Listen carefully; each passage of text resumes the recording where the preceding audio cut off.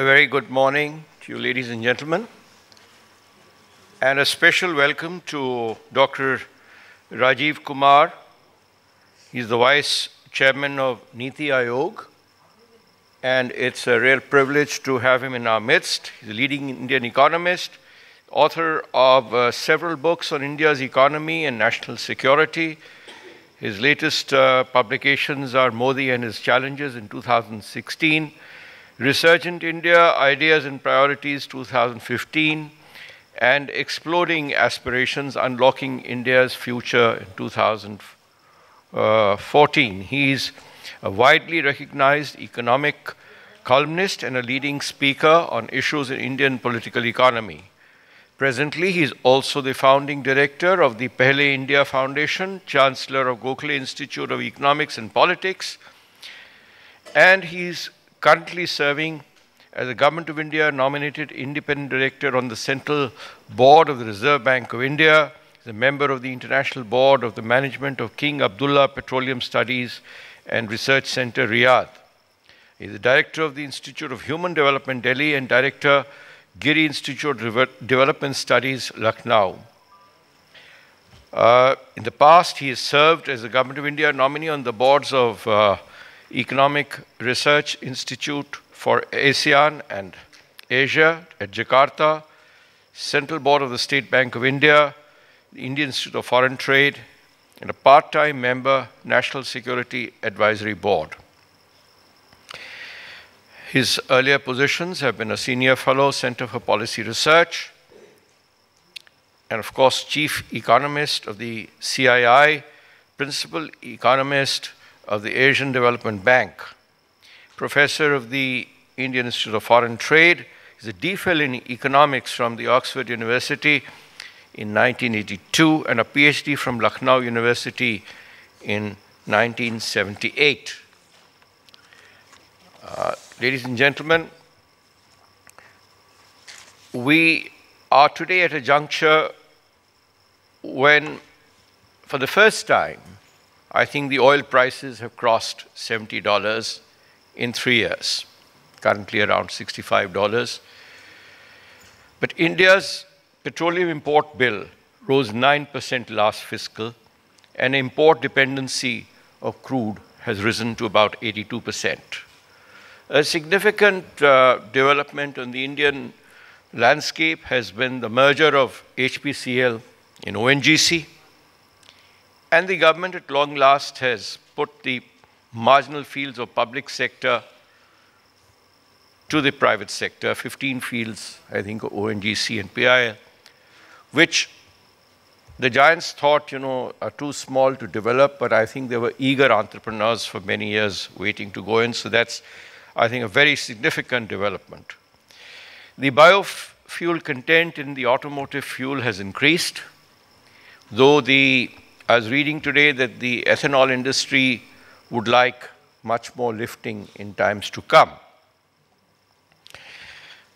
We are moving towards BS6 very soon, and I think the government is giving very high priority to a cleaner environment and cleaner fuels. There's a raging debate on electric vehicles. We have declared a goal, but I think the roadmap is yet to come. I think we have heard very sane advice 2 days back from the BP that maybe as a first priority we concentrate on 2- and 3-wheeler vehicles for EVs, because of the shorter distance haul, instead of going whole hog and without a definite strategy into the entire mobility sector. That, I think, is certainly advice that we would be well advised to take. A recent statistic, I think, over the last week showed that if you compare April to December FY17, April to December FY18, our aggregate trade balance fell by $154 billion.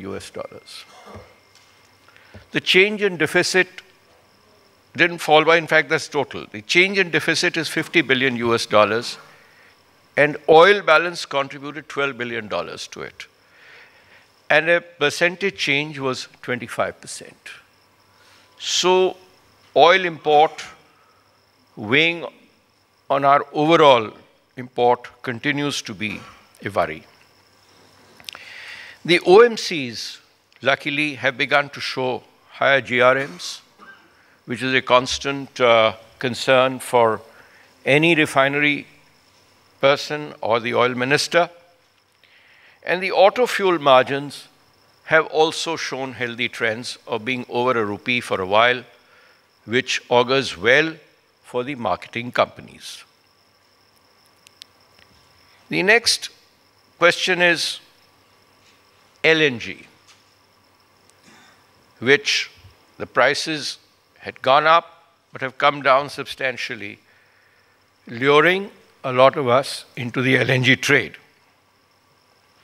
The government has done a very significant, I should say, a development and a health push in having cleaner kitchens. LPG as a fuel has received a massive push over the last 2 or 3 years. And kitchens are much cleaner, and the UP elections showed that the electorate has broadly supported strongly this move of the government. But the debate will rage on whether we should provide LNG, whether we should provide pipe gas, or we should provide LPG in cylinders to consumers. Because if you take into account energy efficiency issues, providing cylinders is probably the most inefficient way of going about it. However, one word of caution here for somebody who's worked in both sectors, that there's a danger of LPG probably politically being pushed as a mass cooking fuel. And I think it should not be allowed to go the electricity way. It is a commercial commodity and should stay that way. The good point is that petroleum and natural gas are in the central list, unlike power, where the state governments have played merry hell into the distribution companies and ensured their constant loss. This is something which I think the mandarins in Delhi and the wise people like Dr. Rajiv Kumar will have to keep advising. Now, the US is globally turning into an undisputed leader in global oil and gas. Changes in the global oil demand are projected by the IEA between 2016 to 40 are going to be mainly contributing towards petrochemicals, aviation, and trucks. We may move to solar sector in a big way to meet electricity demands, to meet mobility demands, but I think the downstream products given by petrochemicals will remain irreplaceable. Now, global gas imports are scheduled to rise among the 3 major identified cleaning up propositions globally in the energy sector. From 706 BCM in 2016, global gas imports are to rise to 1230 BCM in 2040. Now, how much of it will come through pipelines and how much will come through LNG trade is something to be seen. But before I conclude, I'd like to dwell on one particular point which was highlighted in the economic survey for 2016-17. And that is on R&D expenditure in the country. I do not think any significant progress can be made by business, trade, or by the economic might of a country unless there is sufficient emphasis on R&D. The public investment in R&D in 2016-17 was shown as 60,869 crores. Private investment, 43,995 crores, contributing 0.4% and 0.3% of the GDP. The total expenditure was 1,04,864 crores, representing only 0.7% of the GDP. The expenditures in R&D have been stagnant between 0.6% and 0.7% of GDP over the past 2 decades. And out of the public expenditure also, 60% is spread over key government science funding agencies like atomic energy, space, earth sciences, S&T, and biotechnology.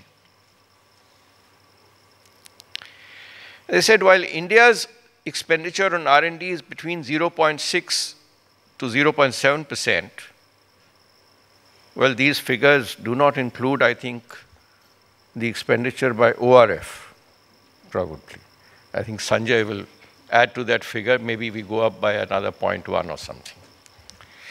India's spending on R&D, as I said, is about 0.6 to 0.7%, while the US spends 2.8% on R&D, China 2.1%, Israel 4.3%, and Korea 4.2%. Now, within this expenditure, the dynamics of it is that in Israel, the private investment in R&D is 10 times that of the government expenditure. In US, it is 8 times. In Korea, it is 9 times. In China, it is 8 times. In Japan, it is 8 times. Now, China, Japan, Korea have seen dramatic increase in R&D as a percentage of GDP as they become richer. India has bucked this trend. We've remained constant. So we will continue to import technology. We will continue to look to these developed countries unless we push up this expenditure in R&D. Surprisingly, India's spending on R&D used to be better than China when we were in the same income bracket. While China has surged ahead, we've remained where we are.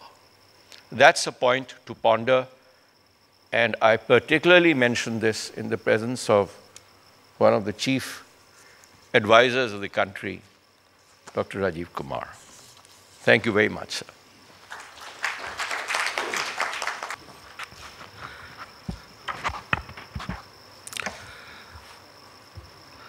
Dr. Rajiv Kumar, Mr. Razdan, Mr. Joshi, distinguished dignitaries and participants. I am very happy here to share some thoughts on the theme of today's conference, Future of Mobility in India. Since I'll be making some statements which are very forward-looking,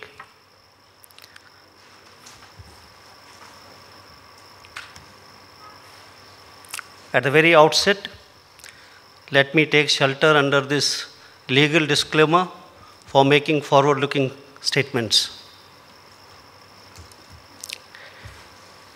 If we recap past 8 months and see media headlines, you would have seen aiming all electric by 2030. Diesel demand to grow threefold by 2040. Niti Aayog to make policy for electric. Not bringing separate policy for electric. No reason for fear. Electric vehicle makers to reach out to Niti Aayog, PMO, for clarity on government policy. It looks to me that media has made the debate on mobility into a binary narrative. It has become electric vehicles versus the rest. So it's time for us here today to get some clarity as to what we want to talk when we talk about future of mobility. I would say 4 important themes are necessary for debate. First, what is going to create drivers for mobility? What are the 3 top things that we must keep in mind while planning for mobility? Second, take stock of what do people who do modeling in energy in India and abroad think about our energy requirements going forward. Take stock of globally what's happening in EVs and see how we can actually reinvent mobility in India. First, the drivers for mobility. I think the first driver for mobility planning in India has to start from understanding urbanization. We have about 450 cities in India which are 1 million plus. We have 53 cities which are 1 million plus and about 450 cities which have 1 lakh plus population. 3 cities are mega cities with more than 10 million population. And there is an economic aspiration of people to move from rural and semi-urban to urban areas. Planning mobility for these 400 plus cities, especially the million plus cities, is creating need for policy clarity on mobility. Second, whatever be the modal transport mix, it's very important to understand what would be its impact on pollution and emissions and hence climate change. So the 3 things that actually are important is urbanization, climate change, and economic aspiration or demography of the nation. And all these 3 things, if we look at it in terms of growth projections, all cities are increasing in population. It is expected that by 2050, 183 million more households will move to urban areas. Hence, you will see that there would be less road space in these cities for planning mobility. Whatever is the road space today, if you look at the whole country, about 20 to 60% of road length is actually taken by parking. And then the pedestrian fatalities create need for safe operations in planning mobility. So safety becomes an issue. Today, we have 53 cities which are 1 million plus. That's based on the 2011 census. In 2001, we had only 38 cities which were 1 million plus. And if you look at these pictures of NASA, we show nightlife images of India in 2012 and 2016. One can clearly see that urbanization is happening faster than we are projecting. And from about 32% urbanization, we are expecting urbanization to be 51% by 2050. So this is going to be a major challenge for planning mobility in future. Now let me come to the energy mix projections. Given this need for providing transport to these urban areas, let's look at what are people telling us about our own energy need. If you look at the projections of OPEC, EIA, and IEA, and also of Niti Aayog, also, of course, the last BP statistical review report that has been recently released last month, there is unanimity on one thing, and it is that fossil fuels will remain the primary source of energy in India. While you can see coal going down from 57 to 50%, you can clearly see oil going down from 29 to 25%, you can see gas going up a bit, you can see renewables going up from 2 to 13%, but you do see that in transportation sector, with a growth of 4.4% year on year, oil remains the dominant fuel source, almost about 96% in 2040. So these are best case modeling estimates as of today, based on what others say. But if we see our own projections that are going into planning of some demand estimates, you will see that the best case electric scenario for two-wheelers, for instance, would be a share of 16%, three-wheelers 35%, buses 30%, cars 25%, taxis 26%. So that's the best case electric vehicle scenario that we are also taking in our own planning estimates as of now. You don't see a major reversal between rail and road either, as used to be in 50s, with rail being a 70 plus share in transportation of freight.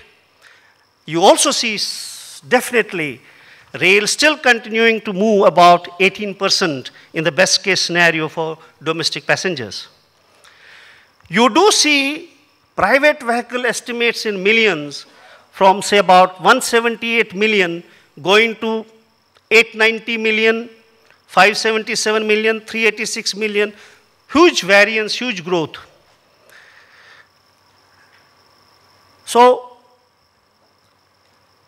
when somebody makes investments, definitely he'll have to take a call on being prudent in what scenario to go by. Look at why it is happening. If you see the BP statistical insight, you will see the transportation fuel demand.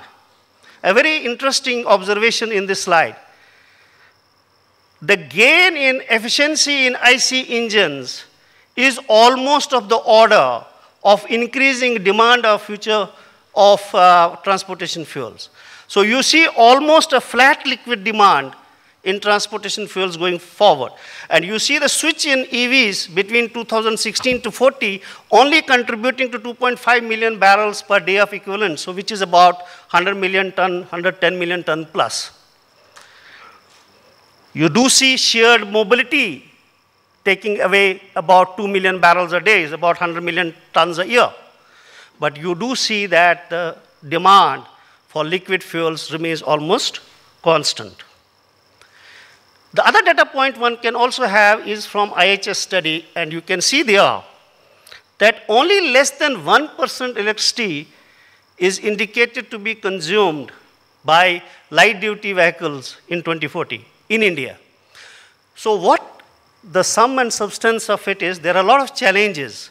We need to understand those challenges before saying there will be a high switch. This would also tell us what do we do in then refining capacity. Today we have about 237 million tons of capacity. Last year demand was about 195 million tons. We already have planned capacity addition by 2030, which takes another 205 increase to 442 million tons. And if you take the average of all the estimates, you're not looking at 2030 IEA, EIA, and OPEC, it would be about 350 million tons. Well, India could be exporting, could be targeting for exports as it is doing now. But then, if EVs become a reality in India, EVs would become a reality elsewhere as well. So one has to be very cautious in understanding and taking what would be necessary for us to do is to understand which business models will suit our nation for mobility. How will these new cities be made? Will they be self-contained in terms of requirement for mobility? And can the edge that electric vehicles have through policy support, through incentives and purchase mandates, how sustainable is that? So this is what calls for reconciliation of these modeling estimates, moderation, and of course the multi-stakeholder consultation, of which today is an example. India is a very complex market. There is a mix of traditional modes of transport still. There's a modern transport system, and we are also looking at future. Hyperloop, bullet trains. But at the same time, we also see a big supply and demand gap. And that's why you see these type of pictures.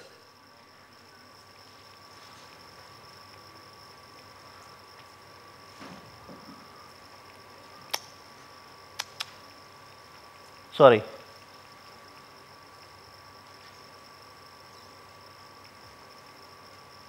You see these type of pictures.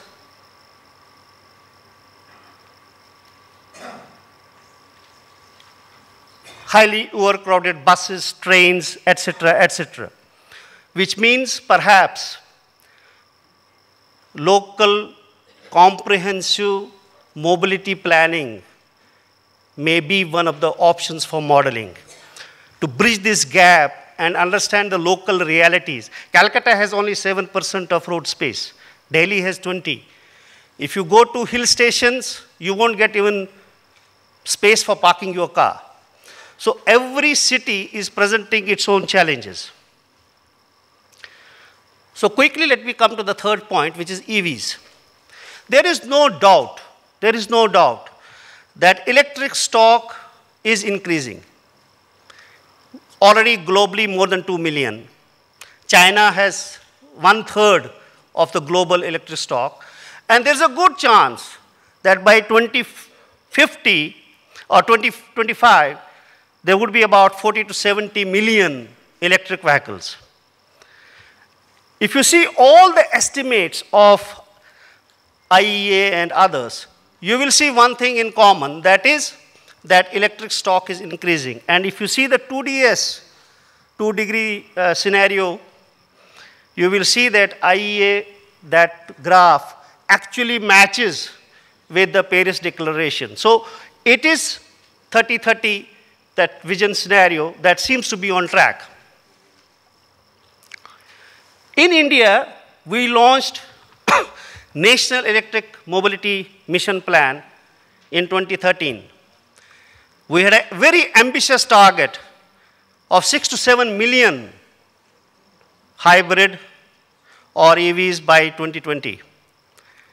A budget was proposed, outlay was proposed of 14,000 crores. The various policy levers that were envisaged to be unleashed were on the demand side incentives, promoting R&D and technology, promoting charging infrastructure, supply side incentives, and encouraging retrofitment of on-road vehicles with hybrid kit. Now, SIAM has very recently published a white paper, and I'm sure this would be discussed in the first session.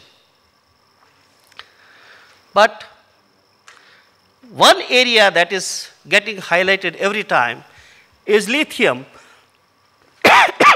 Reserves are only available in Chile, China, Argentina, and Australia. So in some way, you would be only replacing one import item, crude oil, by lithium. And because the demand has increased, the battery-grade lithium price has almost doubled in last few years.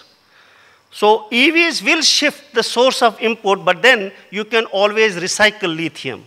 So that's one challenge that we will have to face. So I come to my last point, which is, if this is the scenario, how do we reinvent mobility in India? Perhaps. The first thing that we must understand is this challenge still between IC engine and electric vehicles. And if you see this graph, this bar chart, you will see that IC engines still have the bulk of share till 2030 and even 2040, wherein plug-in hybrids and battery electrics do get a much higher share in 2040.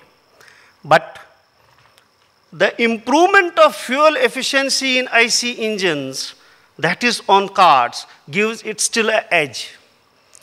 On the case of electric versus gasoline or petrol, if you swear, just as an example, you will see that the range and the hours to charge are still an issue, are challenges to be met.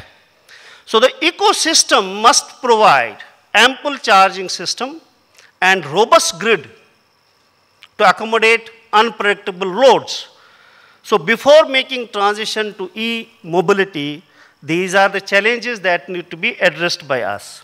Second, India is a vast country. If you look at what drives our mobility, is about 62,000 retail outlets in India. I can bet not many countries have more retail outlets than the top 10 average states in India. So you have a Uttar Pradesh where there are almost 7,500 retail stations needed to support the amount of mobility.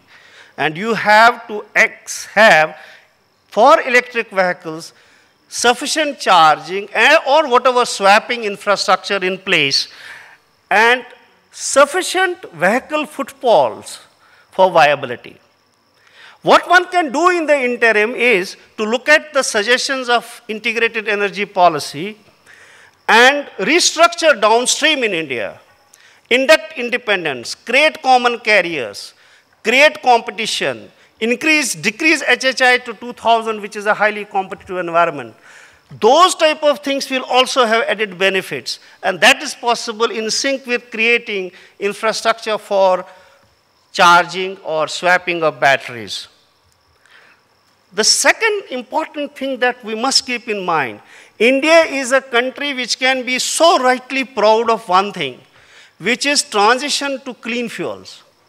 If you see these graphs, and many people don't recall now, India had 10,000 parts per million sulfur in diesel in 1995, say 2 decades back, 2,000 ppm in petrol. It has taken 88,500 crores for refineries to reduce it to 10 ppm. Today, when we are speaking in Delhi, we are already in 10 ppm, but officially it would be 1st of April. And April 2020, whole country will have only 10 ppm. OEMs and auto components, of course, they have not released figures, but my best estimate is they too have spent 100,000 crores in this transition of upgradation of quality. Now, if there is a single step that India has taken to decrease emissions and pollutions and improve ambient air quality, has been fuel quality and auto engine upgradation. And this sector is highly employment intensive. I think this sector employs millions and millions of people. So that's also an issue that needs to be kept in mind. When you go to 10 ppm level, please understand that the level of process technology is reached. You can't reduce anything below 10, because 10 means at the forecourt, at the petrol station. And if some NGO comes and wakes up tomorrow saying, I want 0, not possible, because then you have to start with -10 at refinery. So this is the ultimate. So what best could be done in terms of fuel technology that has been already achieved by India at a much faster pace than many other developed countries.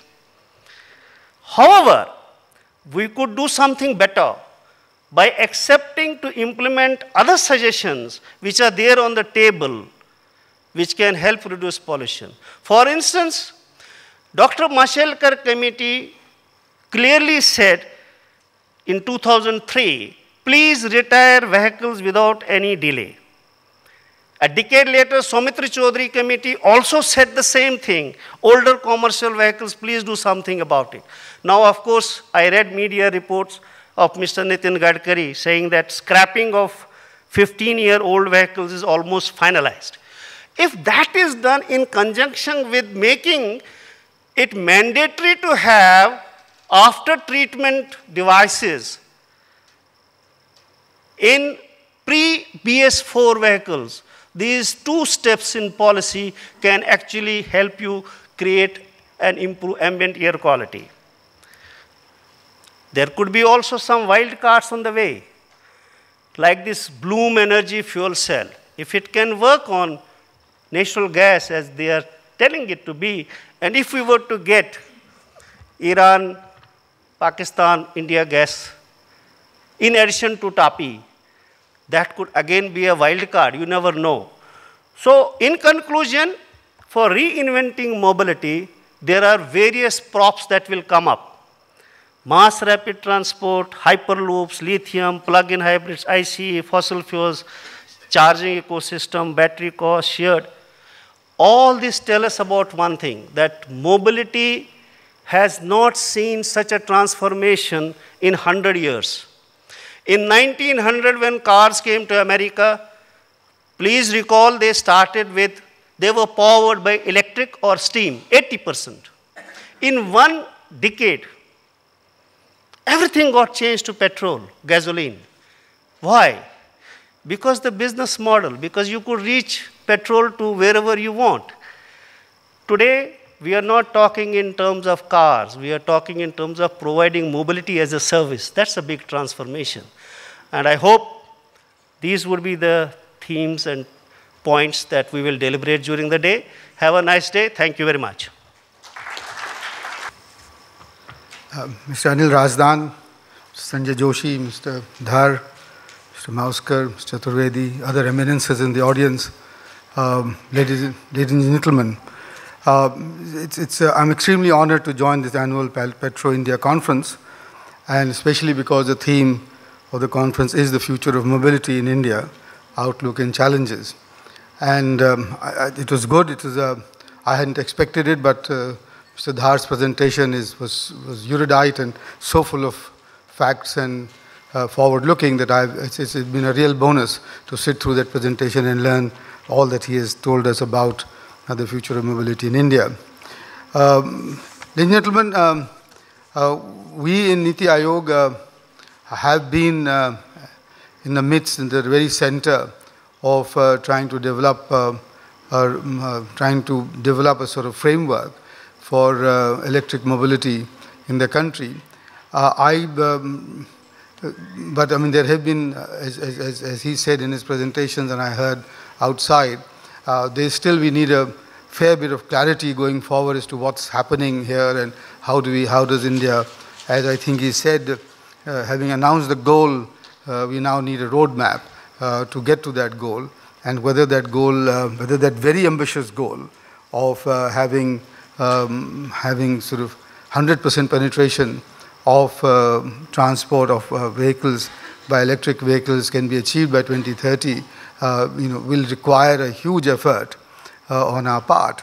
And I hope that this conference will contribute to that. There have been several others, and I think this is why this is a very encouraging sign that we have in some sense a very growing, intense and engaged public discourse on this issue, as is characteristic of our country, because we get into this public discourse mode, as it were, and then so results and solutions in some sense fall out of this discussion.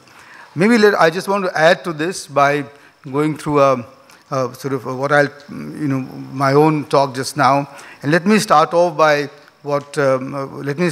saying that what, in my view, are the drivers of electric vehicle adoption or the movement towards electric vehicle in the country.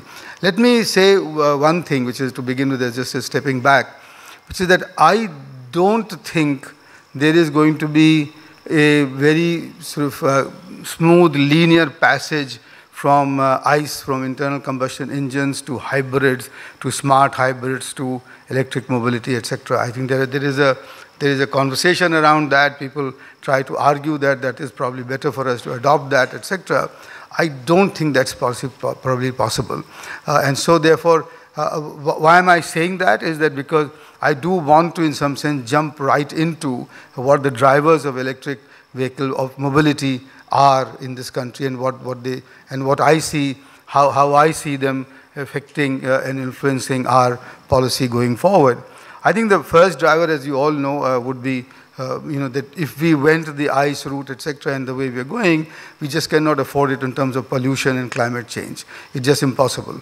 And there are lots and lots of figures available everywhere, given that our rate of urbanization, the number of large cities, the amount of congestion, even if you go to BS4, etc., etc., it's just simply not true that we can afford to go down that road of internal combustion engines, or even hybrids for that matter, because pollution is just going to be required that you have to move to zero emission vehicles as soon as possible.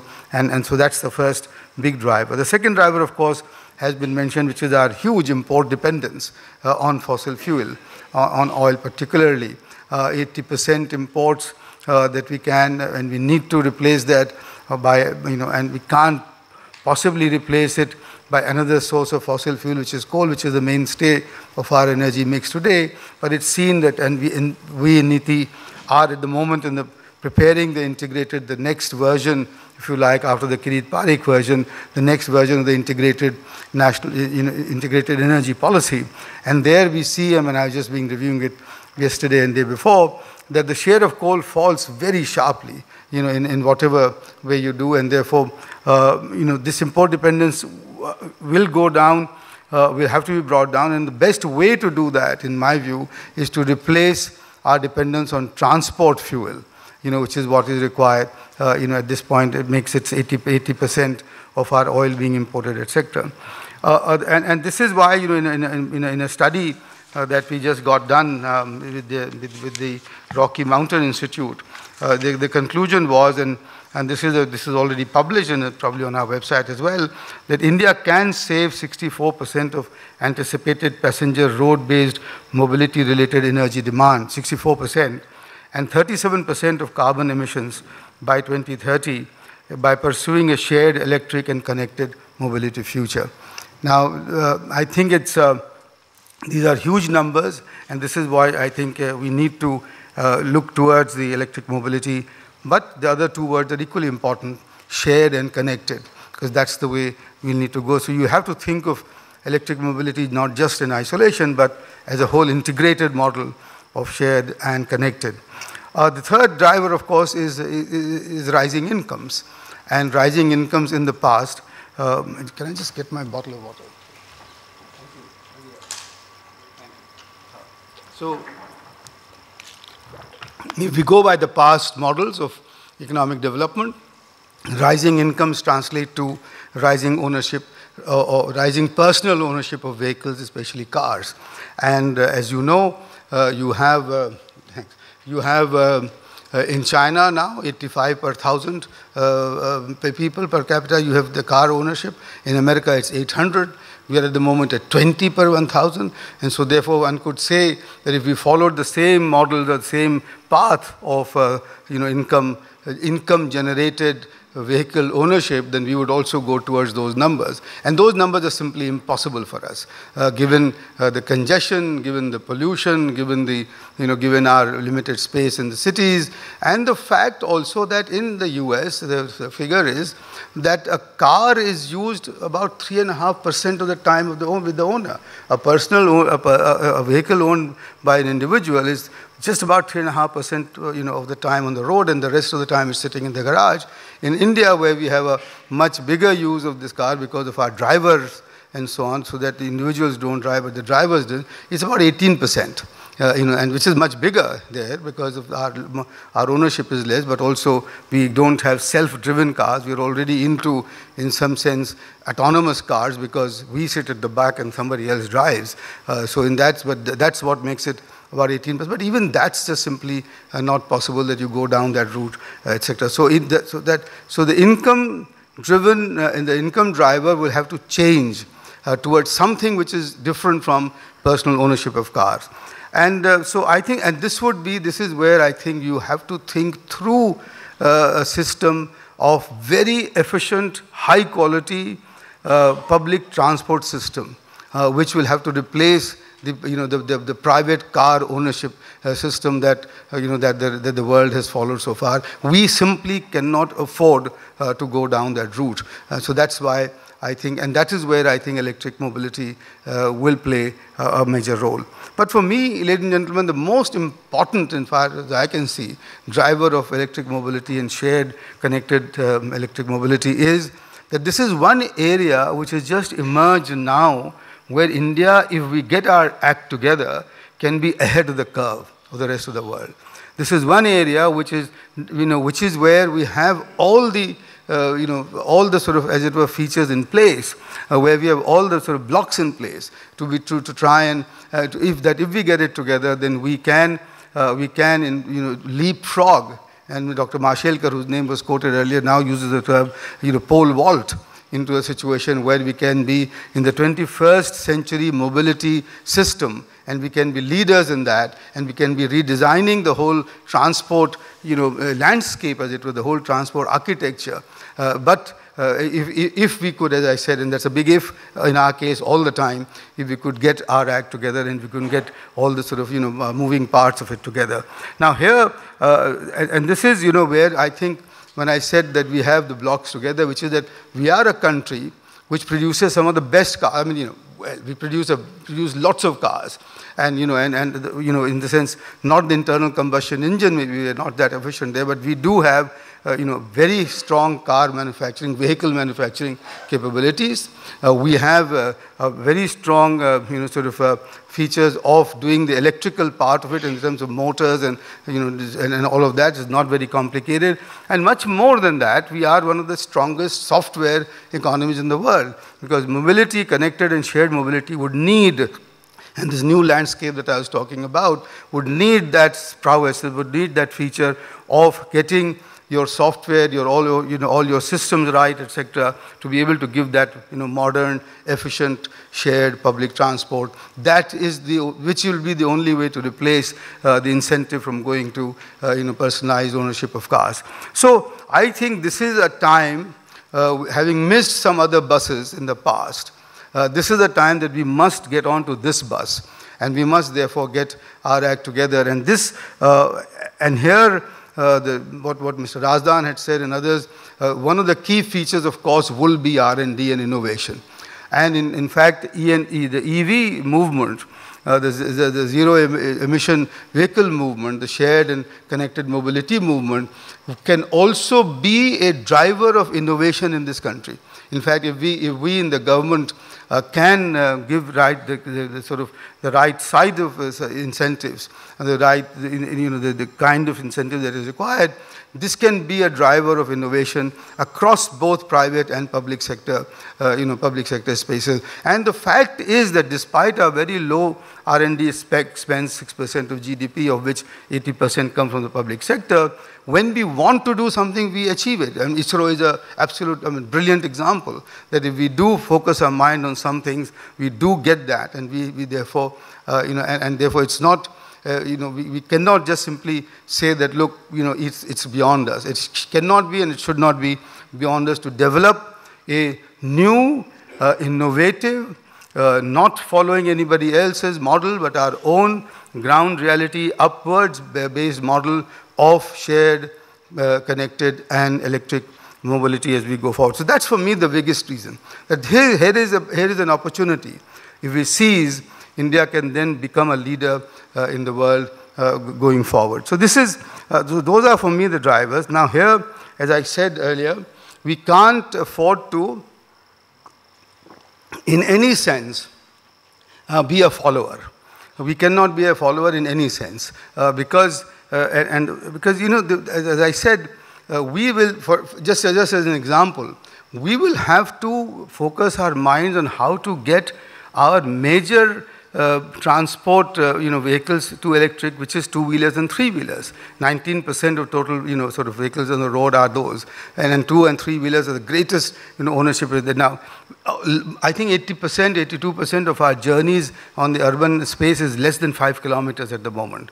Now, this is where you would get a very good way of getting the three-wheelers, and they'll remain the mainstay. Similarly, you will get the passenger buses and, as I said, public transport. And here we have an advantage that we have a culture of shared mobility, and and we have not yet got locked into personal ownership of cars. So therefore, we will have to focus our efforts on electric mobility, on how to first, maybe, which is the low-hanging fruit, as to how to get this huge segment of two and three-wheelers and public transport buses, as it were, on to shifting to electric mobility, and not to be worried, not be so worried about the cars and the individual cars to begin with.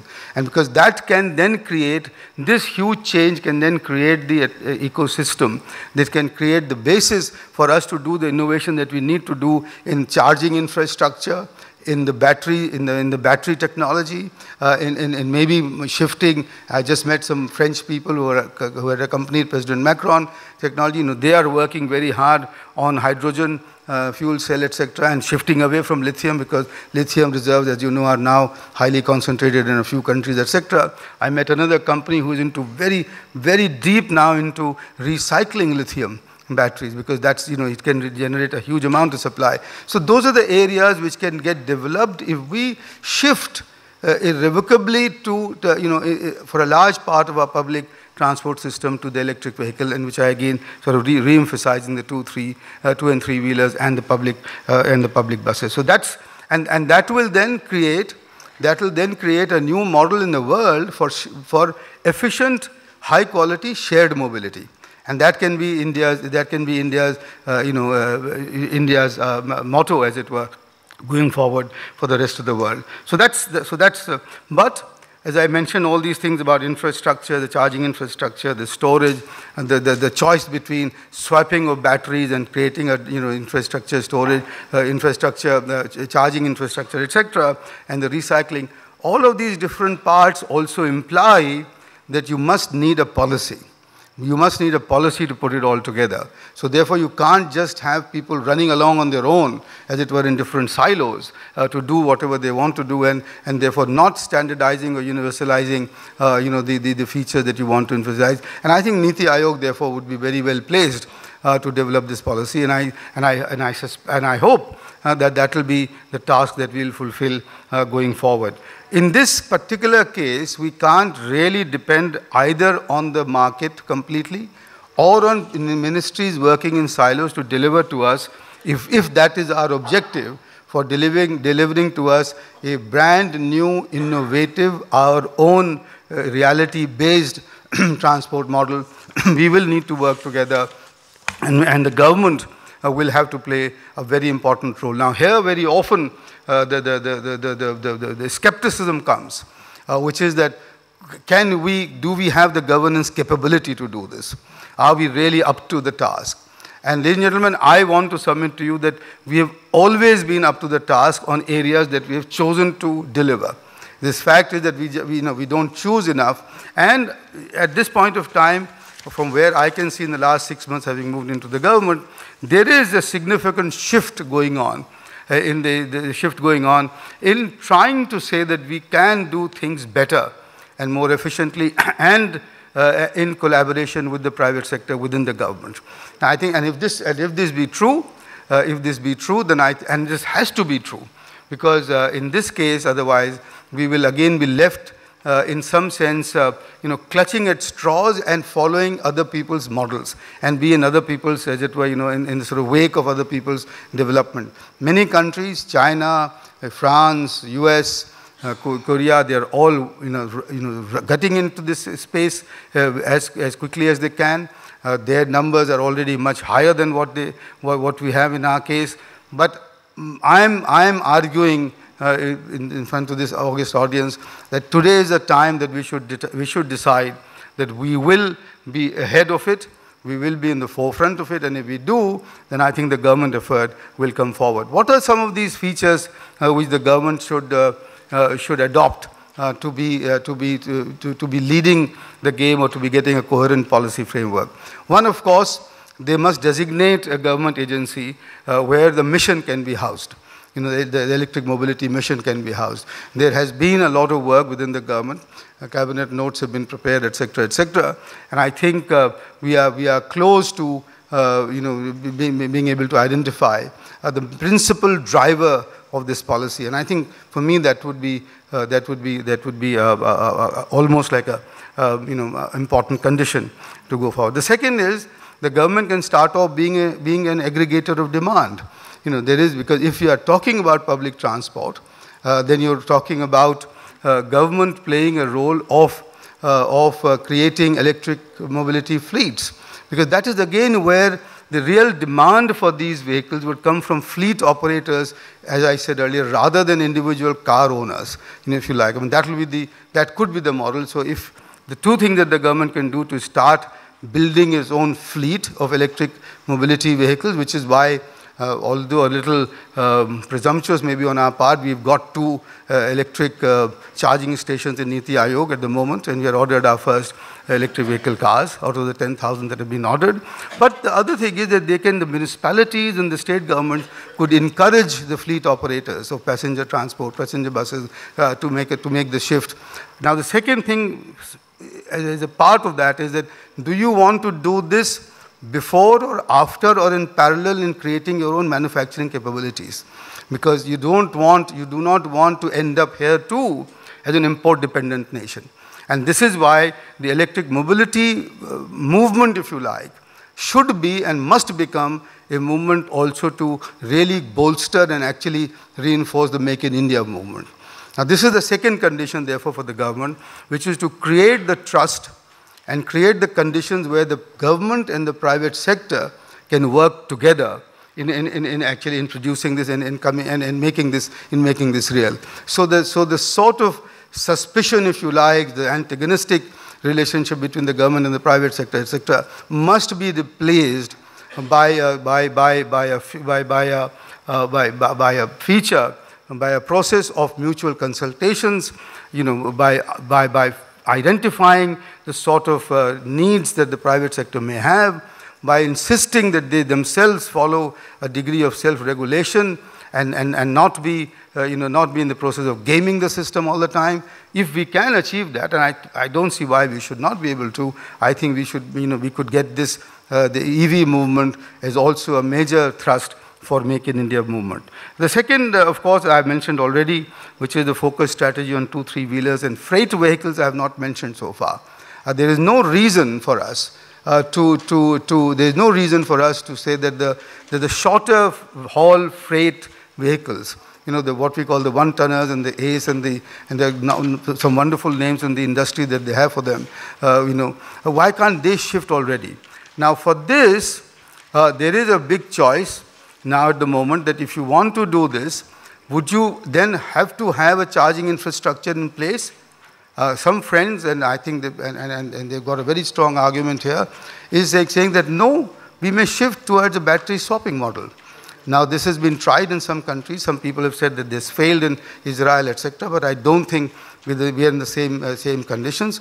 You could then use your innumerable retail outlets as battery swapping stations, which can then make, and there are models that I've seen. Niti Aayog had organized a very comprehensive conference, I think on the 9th of January, where all the stakeholders were there, and the lesson and the sounds that the sort of learnings that came out of that conference were that you could design your freight vehicles such that the battery swapping time could be minimized, so that they're not inbuilt into the chassis, but are located as such that they can be moved in and out very quickly. And the battery swapping companies could be brought in whose job would be to have huge battery swapping stations, on the top of which could be solar powered, charging stations, solar powered charge generators, so that you can have a system where you could use and integrate the private sector into this in a very effective manner, both at the retail level as well as the sort of charging level. So that's one way that you can think of sidestepping the need for developing a massive charging infrastructure all along your highways and along your sort of route within the city. So that's the second one. The third, of course, is that we will have to evolve a regulatory framework to facilitate the electric storage opportunities. This will incentivize local manufacturing, and we'll have to coordinate the development of relevant standards and protocols. Now, for both AC and DC charges. And Mr. Razdan was whispering in my ears when I'm sitting there that we should also be very clear in our mind that this would be a service that is provided for the electric mobility cars, and rather than treat it as a commercial sale, etc. So that the whole regime here, and this is where discoms will have to be brought into the game. This is where the Ministry of Power is already onto it in some ways, saying that we need a different protocol for the charging stations and a different, in a different way of looking at it, rather than thinking of it as sale of petrol and therefore a sale of electricity. So otherwise we will not be able to encourage it. The other thing, of course, which is already there now inbuilt into our GST policies, that you would have noticed, and I've had several representations from the hybrid car producers saying that this is not fair on them. The GST rate on electric vehicles is appreciably lower than that on the hybrid vehicles at the moment, and I think that should continue to encourage the shift from one to the other. I've talked already about innovation and research. This will have to be much better, but this is where, again, the Mashelkar model of private and public sector working together, as it did for the National Chemical Laboratory in Pune, must be brought into existence and must be encouraged. And of course, finally, the scrapping policy. We'll have to get into this into a very organized and well sort of structured manner, because without that, you will not get the clankers off the road, and there will be no incentive to shift to the EVs, especially, which we not heard very often, the scrapping policy for public vehicles. Which public transport vehicles, whether it's two-wheelers, three-wheelers, freights and buses, etc. That is where the focus had to shift. So, and last really is that how do we integrate and connect different modes of transport as they are shifting to electric vehicles. And therefore, you will need to have a comprehensive urban transport policy. You'll have to create a few centers where such a model connected policy plan can be put in operation, and then replicate them all over the country, because without that, again, we will not be able to shift to this new architecture of urban transport, which is based on zero emissions, shared mobility, and interconnected modes of transport. Thank you very much, ladies and gentlemen.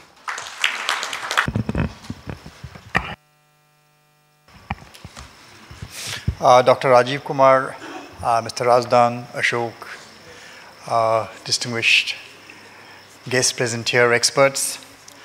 After that very rich address by Dr. Rajiv Kumar, not just rich but extremely comprehensive, in which he very clearly laid out as to what the Niti Aayog thinks is the path of transition, what does the future look like, where we should be headed, and more importantly, how we should be planning for an India-specific solution, which is unique to the position India finds itself in its development trajectory, in its growth trajectory, in its present trajectory of urbanization and economic development. So there are India-specific solutions which India will have to find for itself, and the government, private companies, investors, think tanks, everyone needs to come together to frame this kind of a vision. So in this whole thing, you see there are very, very many moving parts. And when there are too many moving parts, the job of coordinating between them becomes extremely difficult. So there also, in this whole system of governance as to how these moving parts are going to mesh together, I think the transition needs to be made from the petrol engine to the electric engine, which has far fewer moving parts. And that is how it becomes far more efficient. So these are all models for consideration. If we want to look at the future of transportation, it is useful to look at the past. When the first Model T Ford was designed, its petrol engine was actually flexible enough to run just not on petrol. It could run on benzene, it could run on ethanol, it could run on kerosene, it could run on anything. When Rudolf Diesel designed his first diesel engine, that was actually not designed to run on diesel as we know it. That was designed to run on a version of vegetable oil. And why was that done? Because no one imagined at that point of time that there would be enough of oil and enough of infrastructure to be able to service all the Model T Fords which would come up on the road. So that gives us an inkling as to how changes take place, transitions take place in the world of technology, in the world of business, in the world of consumer choice, and all these have to move together in a very, very cogent manner to make these changes possible. And today we are having several strands which are in a very random way connecting to perhaps create the perfect storm for the automotive industry. Now, on the one hand, yes, are very grave concerns about the environment, which we spoke about. Then we are also seeing this march of increasing digitization. So everything is getting digitized, which is incubating very, very innovative business models, which are changing the entire face of the transport industry on how the way shared rides and everything else is coming into its own. These are also constantly upgrading consumer expectations about what they need from this sector. Now, into this very heady mix, you throw in the breathless anticipation which we have of future technologies. So you find that the automotive business, yes, is in for some major churn. The problem is that the pace and direction of it still remains extremely uncertain. And that is where we come on to the role of how will the energy transition take place? At what pace will the energy transition take place? The end goals are fairly clear, but the pace of transition is not. So, for example, let me tell you, for EVs to make anything of their emissions reducing promise, the electricity sector must also simultaneously make an equally rapid transition to renewable electric sources. Now, if that does not happen, if the power system still remains largely coal-based, then the whole purpose of EVs is lost. So there are various scenarios into which this can be drawn. The question is, what must be done in this path of random uncertainty, which will help us to maximize the benefits and minimize the negatives as we go along. And that is one of the conundrums which must be solved, and that is one of the purposes of organizing this conference on the future of mobility, where we've tried to gather people from the automotive sector, people from the research, R&D side of various companies, government officials, to starting to interact with each other to really thrash some of these issues out. So at the moment, as was pointed out, we are in a kind of a situation where, on the one hand, we have notified transitional refineries to BS or Euro 6 equivalent standards by April 2020, in the NCR by 2018, and all automotive companies are also under pressure to introduce compliant engines, just as refiners will be sinking capital to invest in upgradation of their processes to this level. Now, there is serious money involved in these transitions. So how do we gauge the preparedness of all these sectors to make these transitions, and are these investments actually going to be worth it, is one of the questions which will need to be answered. So as this whole transition process goes on, and we undertake expansion, upgradation projects on the one hand, you also have the story of Elon Musk sending off his first red roadster Tesla in orbit around Mars. It's a different matter that he got the address wrong, and the roadster is now headed for the asteroid belt or somewhere. But the point is, there are no customers yet complaining on Mars. Here there are customers complaining, and they will be making demands of the providers, of the suppliers. So the biggest uncertainty to my mind is not so much about the change, it is about the pace of the change. How is this transition going to be tempered? So Industry is yet to decide on the trajectory of where the vehicles, auto components, tractor industries will reach over the next 10 years until 2016. Are we actually, as the Automotive Mission Plan of 2016-26 says, that we will be the third or fourth largest manufacturer of automobiles in the world? Is that going to come about? I mean, that is one of the mission statements of the AMP. So as pure think tankers like me, it is easy for us to sit and debate possibilities, produce issue briefs and policy papers on many of these issues. The task of the government and the Planning Commission is slightly more difficult because they need to make the correct tweaks, shift tax rates, do various things to nudge policy in the directions, in the long-term directions which are desirous for the country.